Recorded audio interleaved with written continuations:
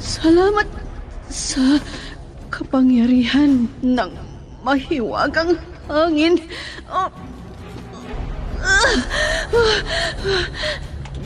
Nandito na ako sa kuweba.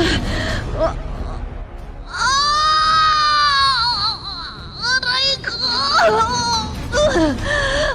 Manganganak na ako!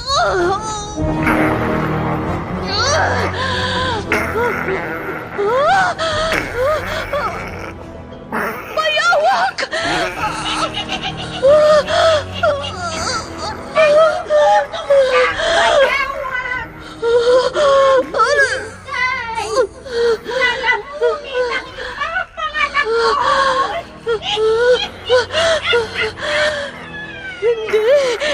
Hindi ko ipahihintulot.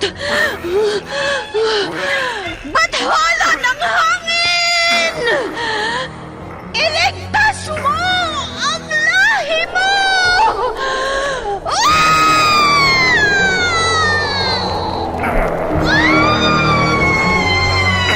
Bakit hindi mo sinakmal ang sanggol?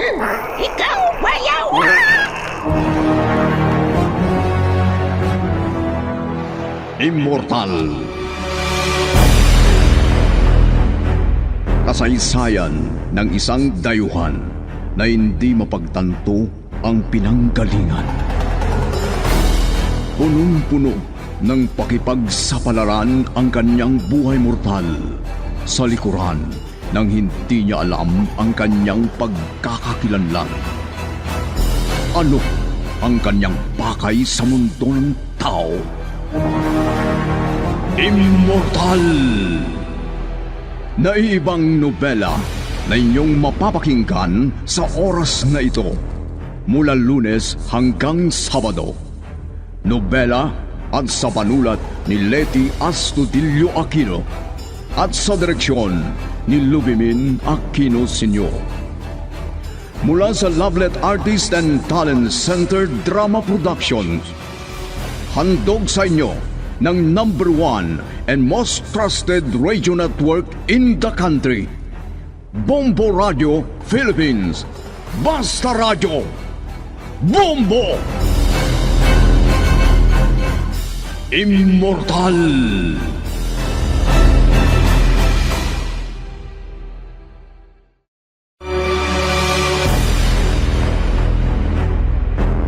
Ang nakaraan.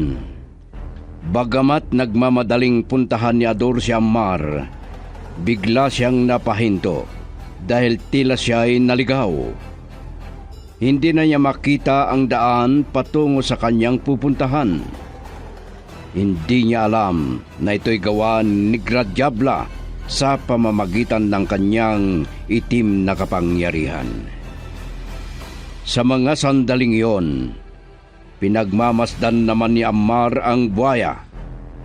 Labis ang kanyang pagtataka nang bigla itong nagwala at tuluyang tumalon sa swimming pool. Hindi nagtagal, biglang nagpakita si Negra Diabla. Galit na galit. Sinabi niya na nasasaktan ng buhaya at inutusan si Ammar na umalis. Ngunit tumugon si Ammar na hihintayin niya si Aris. Dahil dito, inutusan ni Negra Diabla ang buhaya na lunurin si Ammar. Sinunggaban at nilubog ng buhaya si Ammar sa swimming pool at saka iniwan. Hindi alam ni Negra Diabla na sanay si Ammar sa ilalim ng tubig. Nang makasiguro siyang nakalis na si Negra Diabla, agad na umahon si Ammar sa kinaroonan ng buhaya at tumakas patungo sa kagubatan.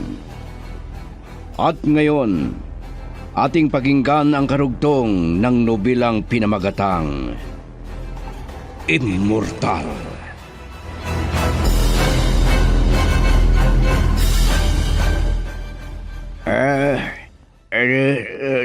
Si Masa ang tumatawag sa akin. Hello, Masa. Ay nako, salamat. At sinagot mo rin ang tawag ko. Bakit? Galit na galit si Sir. Napakarami daw siyang tawag pero hindi mo sinasagot. Ano kasi, Masa? Delikado raw si Sir Gadon ngayon. Naku, kaya nag-aalala siya. Ano bang nangyari? Bakit kasi? Naku, ayon sa balita, at siya mismo ang nagsabi nung tumawag ako. Wanted daw siya. Ano? Oo, mabigat daw ang kaso niya sa gobyerno. Kaya gusto kanyang makausap pero hindi ka naman makontak. Kasi ganito yun. Maghintay ka muna. Baka mas mabuting magtago ka na lang. Sige, bye. Ano daw? Nako. Ibinaba niya o pinatay niya ang cellphone niya. Paano na ako ngayon? Bakit? May kasalanan ba akong hindi ko alam?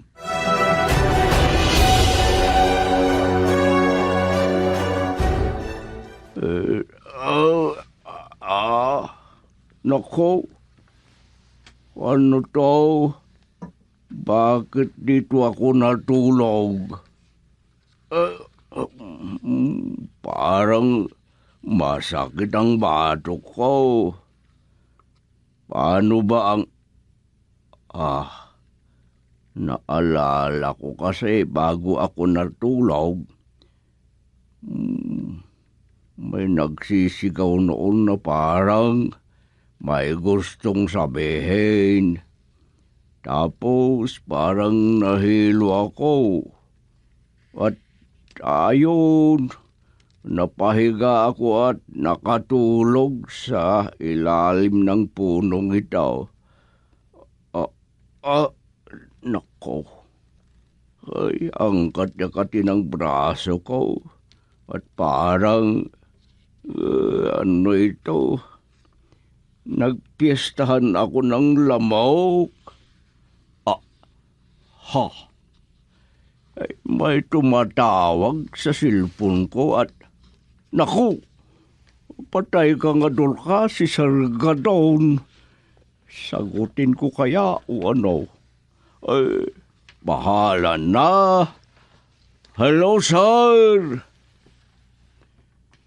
Ha? Kung ganon, nasa plantasyon kaya? Ano po? Hindi po, sir. Wala naman pong dumating na 2 taon na sinasabi niya. Ha? Opo, sir. Naku, delikado na ako kay Puska doon. Opo, sir. Opo, sir. Ano po? Sige po, sir. Bye. Naku, paano yon? May 2 trabahador daw sa plantasyon na inutusan niyang pumunta rito sa farm para may papagawa sa akin. Pero natulog naman ako at hindi man lang nagising. Totoo nga, nakatulog ako kagabi. Napasarap ang tulog ko dahil pagod na pagod ako. At ngayon lang ako nagising. Bakit naman ganon? Ano bang nangyari sa akin at hindi ako nagising?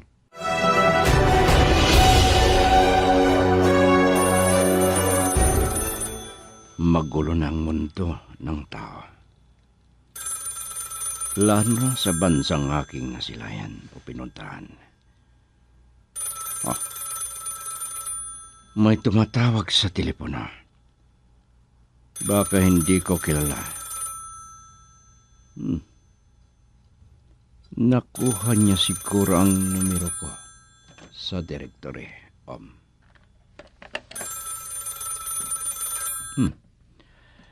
Hello.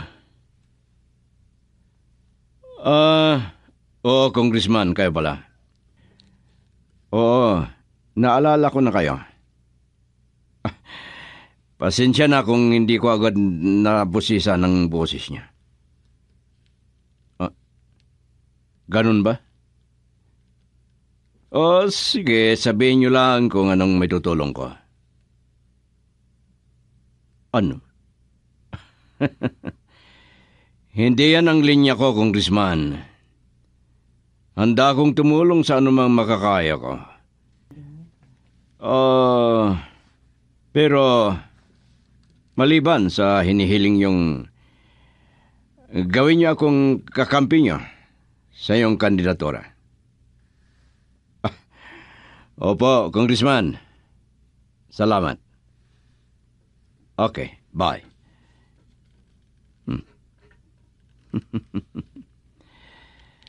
Sa paningin ng karamihan, isa akong karaniwang tao. Ngunit naalala ko, yan ang politikong madalas kong nababasa ang pangalan niya sa dyaryo na binibili noon ni Marlon. Nakilala ko siya dahil minsan akong nagbigay ng malaking tulong sa mga taong naapektuhan ng isang matinding kalamidad. Oo. Siya ngayon. Ang politikong palaging laman ng balita.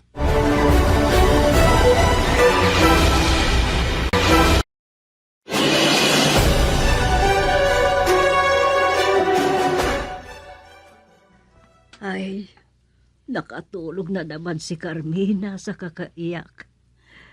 Diyos ko, ano ba ang sinapit ng mga anak ni Sir? Ganito rin ang sinapit ng ama nila. Kung buhay pa lang sana si Madam Shuna, ang lula ng mga alaga ko. Kung hindi lang sana umalis din si Aris, hindi sana kami ganito kaabalang mag-aalala ni Carmina. Yaya, Nakikising na si Carmina. Gising ka na. si Daddy. Bigla ko siyang nakita. Parang totoo. Pero hindi ko alam kung panaginip yun. Ano? Napanaginipan mo ang daddy mo? Oo, Yaya. Pero parang hindi panaginip yun. Parang totoong nangyari. Pinatay daw si Daddy. Ano?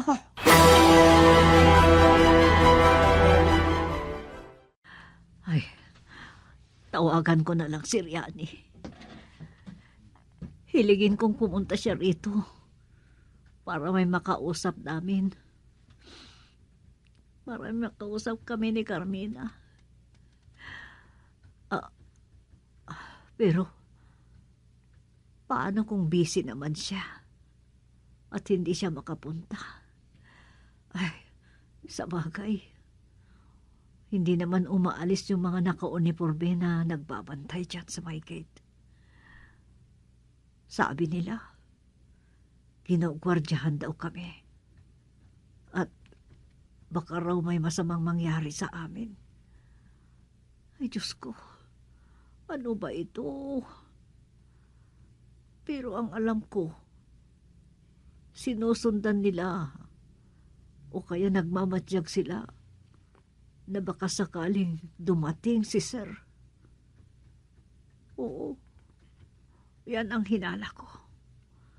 Inaabangan nila si Sir Gadon Baka sakaling uuwi. Ano na kaya kasi ginagawa ni Sir ngayon? Nasaan siya? Ay, may tumatawag sa cellphone. Si Rihan eh.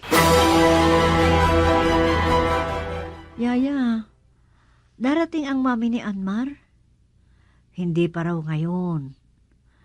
May inaasikaso daw siya, sila ni Amar. Ay, ganun po ba? Sayang. Kung nandito lang sana si Kuya Aris, baka pupunta rin si Amar. Makapaglalaro na naman kami, kagaya nung bata pa kami. Sana nga.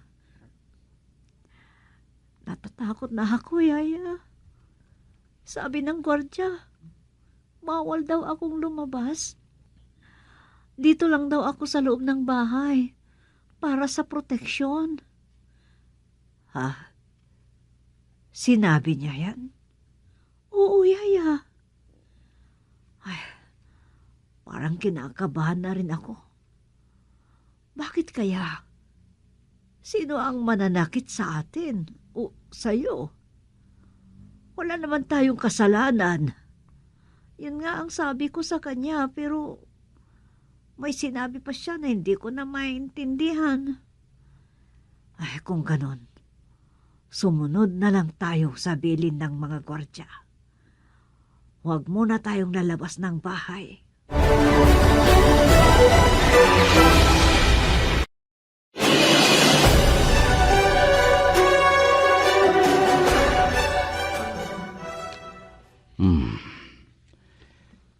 Hindi ko makontak si amigo Gadon. Kung gaano katotoo na nagtatago siya. Kung hindi ako nagkakamali, nasa farm niya. Doon siya nagtatago. Dumaan ako roon at ligtas talaga ang lugar na yon. Hindi basta-basta mapasok ng batas ang ari-ariang yon. Lalo na top secret daw ayon kay Amar. Ikinwento yon ni Ari sa kanya. Kung wala siya sa farm, baka nasa kanyang plantasyon. Na kung tama ang hinala ko, bahagi rin yon ng lupain ng farm na pag-aari ni Gadon. Malaki ang may tutulong ko sa mga otoridad sa pagkahuli kay Gadon. Kung gugustuhin ko. Pero hindi yon ang pinagtutuunan ko ng pansin. Ang interes ko ay ang matandang babae na nakatira sa kanyang farm. Si Masa. Dating kababayan ni Dalia. Siya ang kukontakin ko. Mabuti na lang at nakuha ko ang numero niya. Siya ang pagtatanungan ko tungkol sa kanyang amo.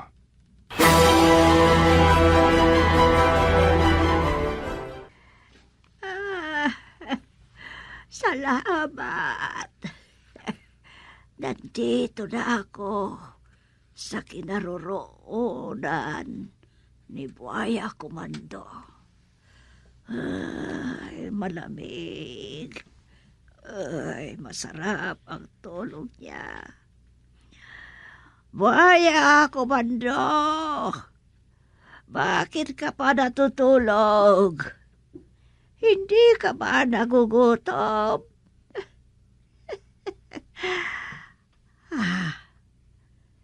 Hindi man lang siya kumagalaw. Talagang ang sarap ng tulog niya. Ay, hindi maaari yan. May misyon pa kaming ibinigay ni Reyna Hadesa. Kapag nagawa namin yon, makakabalik na kami ni Buhaya Komando sa dati naming anyo at kalagayan. Makakawala na kami sa pagkakaalipin ni Reyna Hadesa. Buhaya Komando! Gumising ka! May mahalaga tayong gagawin. Ay nako, naghihina naman kasi ako. Ay, bakit hindi man lang kumaglaw si Buhaya Komando? Sobra ba ang pagkabusog kaya nahimbing ng husto? Ganyan talaga ang buhayang yan. Kapag sobra ang kabusugan, wala siyang pakialam sa nangyayari. Buhaya Komando! Gumising ka! Ay, talagang hindi gigising. Sa pilitan, ako na lang ang lalapit sa kanya.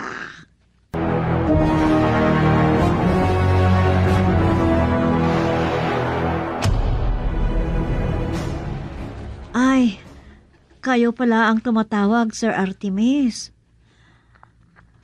Oo, Masa. Pasensya na po kayo, sir. Hindi ko kayo nasagot agad. Ano pong may tutulong ko? Hindi ko makontak si amigo ka doon. Nandyan ba siya sa bahay niya? Ay, wala po, sir. Matagal-tagal na po siyang hindi dumarating dito. Simula pa noong tumawag kayo, wala, hindi pa siya umuwi. Totoong hindi pa rin siya dumarating hanggang ngayon. Ganon ba, Masa? Opo, sir. Alam niyo naman siguro ang balita tungkol sa kanya. Oo. Hinahanap siya ng mga otoridad. Alam mo, Masa, gusto kong makausap siya. Baka makatulong ako kay amigo ka doon. Kung gusto niya. Ha? Ano pong ibig niyong sabihin, sir? Hindi ako eksperto, pero may solusyon sa problema niya. Matutulungan ko siya kung gusto niya para hindi na siya magtatago. Dahil kapag nagtuloy-tuloy ang pagtatago niya, mas lalong lumalakas ang hinala ng mga otoridad. Ay, mabuti kung ganoon, sir. At kung matulungan niyo si Sir Gadon. Kung sakaling tawagan ka niya, o kung makausap mo siya, iparating mo ang sinabi ko. Matutulungan ko siya sa problema niya, kung gugustuhin niya. Opo, sir. Sana nga po ma-resolve ba na ang problema niya at mapatunayan sana na wala siyang kasalanan, na hindi totoo ang ibinibintang sa kanya. Oo, iyon ang solusyon. Dahil hindi pa naman napapatunayan na siya talaga ang may gawa ng mga ibinibintang sa kanya. Opo, sir. Huwag sana siyang magtago para hindi lalo siyang mapagbintangan. Sana nga po, sir. Sige, Masa. Iparating mo sa kanyang lahat ng sinabi ko kapag nakausap mo siya. Opo, sir. Sige, Masa. Ganun na lang. Bye. Bye, sir. Ay, mabuti sana kung makausap ko nga si Sir Gadon. Baka tunay ngang makatulong si Sir Artemis sa kanya. Ay, oo nga pala. Umalis na pala ang mga nakauniforming nagbabantay. Oo, hindi ko na sila nakita mula pa kaninang umaga. Talaga kayang umalis na sila?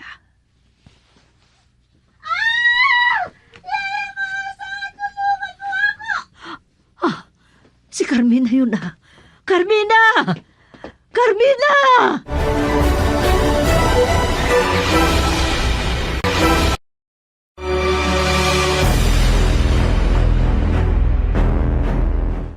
Ano pa ang mga susunod na mangyayari?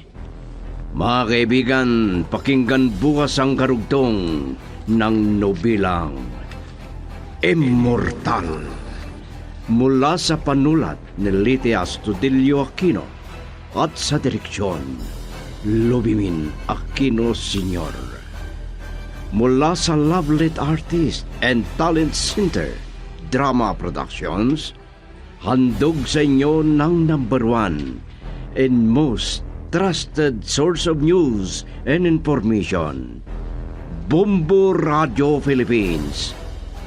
Basta Radio Bombo.